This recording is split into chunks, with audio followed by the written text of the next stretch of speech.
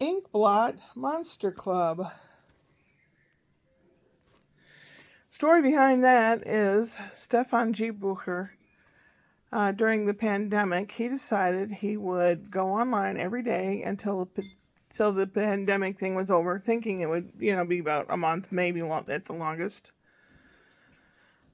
So every day he got on and he would make a blob of ink on a paper and take a can of air and go psh, psh, and it would make some kind of weird looking blotch. And then he'd make it into a little critter with feet and arms, and some of them would go shopping, some of them were singing on a microphone, various things like that. You can check him out.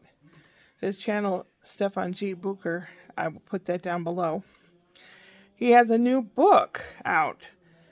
Thinking that it would only be maybe 30 days of this, it ended up being, I don't even know how many days, 180 days or something. And he made a book out of all the monsters that he has made. I think I'm going to get it. I have his book called Letter People, where he takes letters of the alphabet and anthropomorphizes them. I'm not sure if that's the right word. Makes them like living things with faces and arms, and they're doing things. That's a good book. And different pages are different colors. And when you turn the page, you see the back of the A, or the back of the B, or the back of the G. And if it's a person shopping, you see him from behind. It's really cool. He's a teacher, I think, or he was.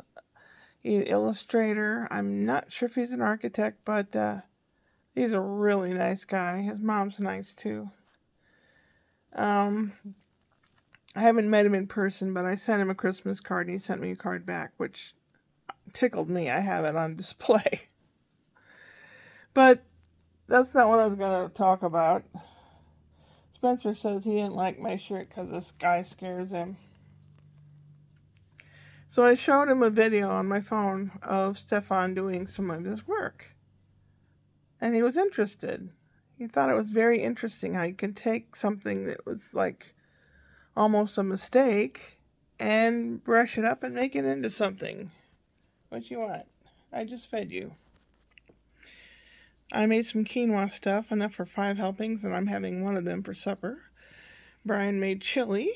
He's off for the next couple days. And Ashley goes in tomorrow at 10 in the morning to have hernia repair. So they're going to take Spency into school. And then I'll go over to the hospital and check her in and all that stuff. I'm going to watch little guy here at home. And it's an outpatient thing. Not sure how long it'll take. Not sure, I'm hoping for no complications. And she should be home tomorrow night. And Kim, Ashley's sister, said she can pick Spency up if it's not done with and all that. She can pick Spence up and have him at her house. She lives a lot closer to the hospital than we do, which is very nice of her. Spencer didn't get any sleep last night. Obviously, a kid can tell that there's something uneasy going on. And yeah, we're all scared. We're all nervous. We're all uneasy about any kind of medical thing. And Brian's a nurse. He knows. And he's just trying to keep her calm, saying, this is what they're going to do. And this should take this and should do that. Apparently she was born with a teeny tiny hernia. And she's had it her whole life. It just after 2 children, it got a little more pronounced until she has to wear a big elastic belt around her middle at all times. So hopefully this will take care of it, and she won't be able to lift things and do a lot of stuff for 6 weeks. When Brian's at work, I'll be doing total whatever I gotta do. I mean, taking him to school, picking him up, and that kind of stuff. The little guy, he took the bar stool. Well, it's not really a bar stool. It's just like a stool. It's not that high. But he went behind it and he pushed it all around the kitchen behind it. He's walking and pushing this heavy thing. That kid's a dynamo. And he had quinoa for supper, and Brian put it down on the tray, and with his 2 fists going, it was gone in about a minute. That kid's gonna be a bruiser. But when we picked up Spencer, we stopped at the grocery store so Daddy could get something. Spencer had fallen asleep. So I was entertaining the little guy by playing accordion music. He likes that. Singing and talking to him and stuff. We had a good time. What was I going to talk about today, basically? My set went really well last night at the comedy thing. I went second. I didn't want to forget what I had to say. Well, it was about self-image and image and things like that. And I said, I'm old, but I can still bump and grind. And people went, oh, and nervously laughed. And I said, yeah, bump into things and grind my tendon in my knee to a pulp. Like, oh, haha. I got a lot of laughs. The other guys there, except for one new fella, young fella, all the rest of them, they have this routine they're working on, and every week it's the same exact thing. They don't even tweak it. They don't even try to change one part of it or anything. It's the same exact thing. Brian said, well, maybe it's their therapy, getting out and doing this in front of people. I said, yeah, probably. But this new young kid, he's not afraid to lie down on the floor during his routine, like if he was talking about not being able to sleep. He lay down on the floor, and he had the microphone up to his face, and he was talking about, the ceiling or this or that and pointing, and then he gets up. He's not afraid to move different positions instead of standing there with a microphone at your mouth all the time. I think he's going to do pretty well. Nobody's going to be famous from it, but it is kind of good therapy. It's open mic night, so technically someone could go in there and sing karaoke or whatever if they wanted to. Play their instrument or draw pictures or show how to sculpt or whatever. It's you get 5 minutes, so showing how to sculpt might not work, but yeah, it went really well last night. And listening to some of the other guys, added one thing or two things. I thought of some things to say for the next time, but I won't have a next time for a while, so I better write them all down. Someone said something about, well, you can do what you want up here, I don't think the city of Redlands would appreciate nudity. And then I was going to take that idea and say, well, the guys could come up here and do helicopters. Yeah, with that part of their body. And I said, what's comparable for a female? Old ladies with saggy boobs, you could make them go around and be like a B-52 with the propeller. That's going to be part of my act if I write it down and if I remember it. The little guy, Sebastian, he's crawling around. They have one of these robot, it's circular, flat, and it's like a vacuum cleaner. It's set on a timer unless you move the buttons yourself and set it to go around and vacuum or something. Sebastian loves to play with that thing. He turns it on. And he messes with it all the time. Both those kids know all the electronics in the house. And they know how to tweak them and everything. They need to help me fix my computer, if that's what they're going to do. But I cleaned up a lot, and I vacuumed a bit in here. And I cleaned the bathroom up real well, because Ashley will be, hanging out downstairs and going to the bathroom over here. And I don't want her to think I'm a scuzz. I'm not. But, sometimes you get lazy or you're tired or you're old and tired and lazy.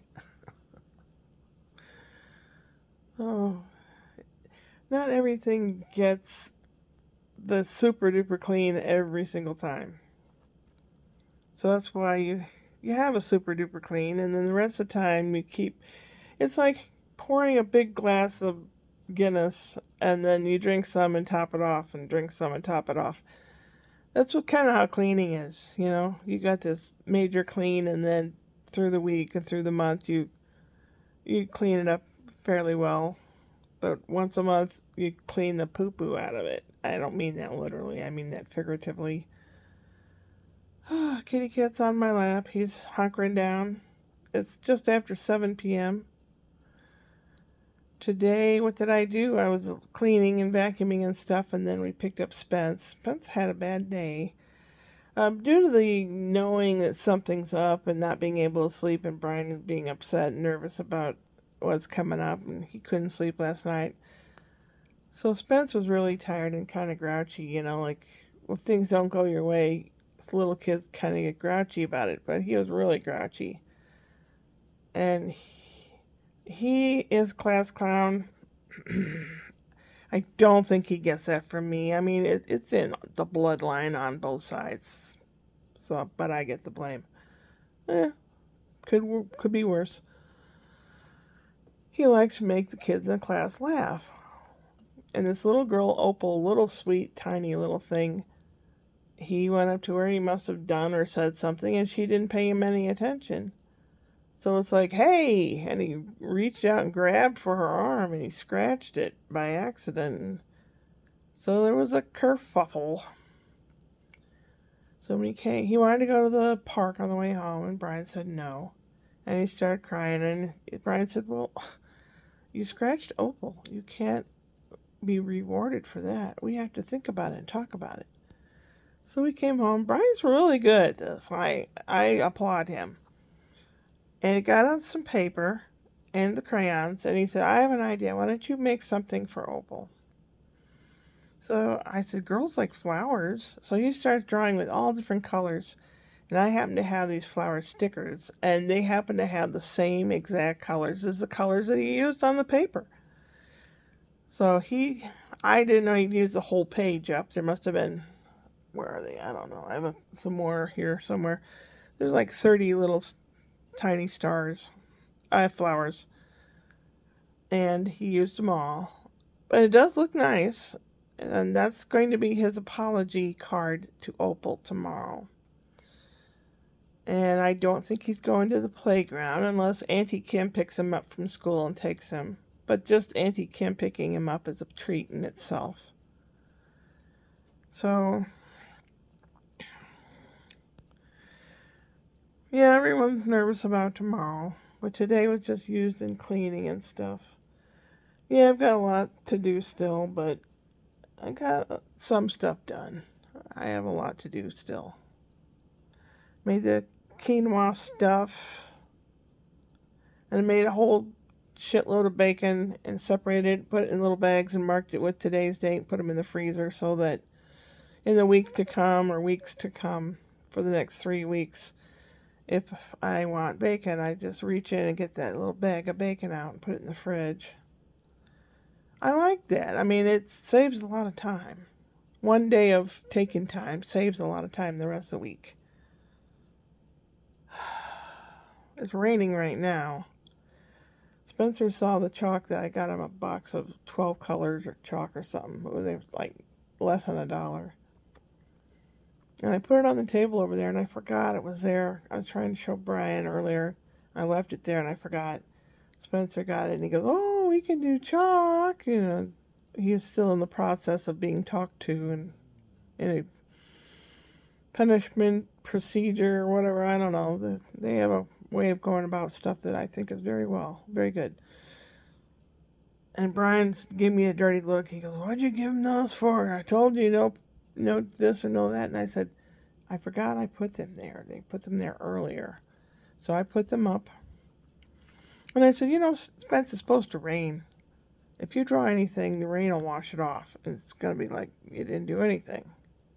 So why don't we do inside drawing, And he forgot about it. He thought that was a good idea. So today, I think everybody's a little nervous. I mean, it's something very simple and something they do every day, but there's anesthesia involved, and you never know anymore. So I'm going to keep my fingers crossed for tomorrow and ask all the spirits in the sky to help make it a good experience. I told Brian, don't forget to record what she says when she comes out of anesthesia. Yeah, I'm hungry. I am very hungry. Did I have anything to eat? I had something this morning about 9 or 10 o'clock. And nothing the whole rest of the day, not even water. So I'm going to have supper. Tomorrow's Friday. I watch Sebastian. Spence will be at school. Mom and Dad will be at the hospital. And then the evening, we'll see what happens. And we'll go from there. Oh, Kitty, yeah, you were laying on my arm. It's hard to turn the video camera off when you're laying on my thumb that I do it with. Upward and onward.